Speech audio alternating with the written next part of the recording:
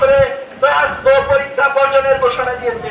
অনশনরত শিক্ষার্থীদের জীবন রক্ষার্থে উপাচার্যকে অনতিবিলম্বে কোন রকম শর্ত ব্যতীত পদত্যাগ করতে হবে।